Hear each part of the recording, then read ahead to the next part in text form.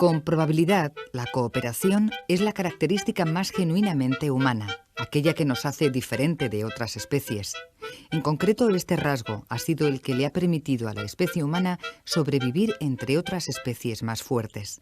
Es más, la cooperación ha hecho posible la evolución del hombre, haciendo asimismo factible la domesticación de animales, el surgimiento y desarrollo de la industria, la cultura, etc. De tal forma que la cooperación se sitúa en el epicentro de nuestro sistema social.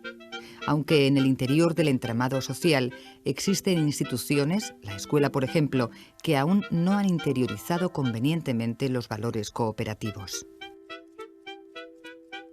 La escuela es considerada tradicionalmente como un lugar donde los alumnos acuden para recibir conocimientos, teniendo las cuestiones allí tratadas un pronunciado sesgo individual. Uno de los principales problemas educativos estriba en que, siendo como es la educación un fenómeno esencialmente social, es abordada como un fenómeno individual. Una alternativa a esta incongruencia educativa a la que se está acudiendo con frecuencia en los últimos años es el trabajo en grupo y, en particular, el aprendizaje en grupo cooperativo. El aprendizaje cooperativo es una técnica psicosocial de aprendizaje que está basado en la enorme importancia que en cualquier ámbito educativo tiene la interacción social. Está absolutamente demostrado desde el punto de vista empírico, a través de muchos resultados, de muchos estudios y sobre todo a través de los diferentes metaanálisis que se han hecho de los estudios anteriores sobre este tema, que con el aprendizaje cooperativo los alumnos y las alumnas aprenden sustancialmente más y sobre todo, a mí es mucho más importante, aprenden mejor que con el sistema individualista. Las razones son bastante obvias, y es que primero mejora sustancialmente la motivación intrínseca, mejora la interacción entre compañeros, mejoran las estrategias, desde el punto de vista de la pregunta que usted me ha hecho, tal vez este aspecto sea más importante, mejoran las estrategias de procesamiento de la información.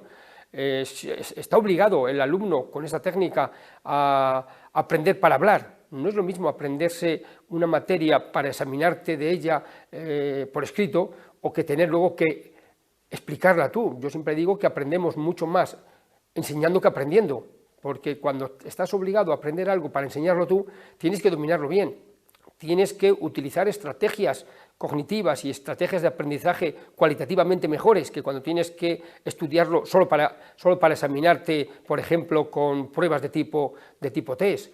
Está absolutamente demostrado que el aprendizaje y el rendimiento es sustancialmente superior y que además no solamente mejoran unos alumnos, sino que mejoran todo.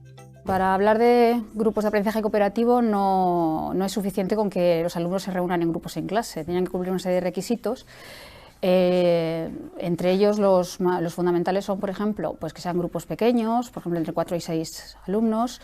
Normalmente se suelen formar grupos heterogéneos, en el sentido de que los grupos están formados pues, por alumnos, por ejemplo, de distinto nivel de logro académico o de distinta procedencia cultural, con alumnos, por ejemplo, con discapacidad y sin discapacidad, etc.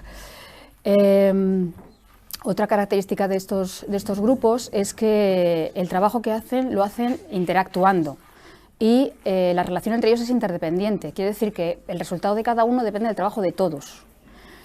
El objetivo de estos grupos es fomentar el aprendizaje individual, no solamente del grupo en general, sino del aprendizaje de todos los miembros del grupo. Y luego la intervención del profesor es una intervención, el protagonismo del profesor es mucho menor que en una clase tradicional. El profesor tiene que asesorar, orientar a los grupos, preparar el material, pero luego lo que es el trabajo del grupo en sí, el profesor interfiere poquísimo. Como efectos negativos secundarios sí puede haber alguno, sobre todo uno que en psicología social se ha estudiado, en psicología social de los grupos se ha estudiado desde hace mucho tiempo, y es lo que se llama holgazanería social, casi el único. Es decir, que sobre todo en una sociedad individualista y competitiva como la nuestra, es posible que haya alumnos que se aprovechen del grupo para meterse en él, aprovecharse del trabajo de los demás y, insisto, es lo que se llama holgazanería social, y no hagan nada porque piensen que como lo hacen el resto del grupo, ¿para qué se va a molestar él?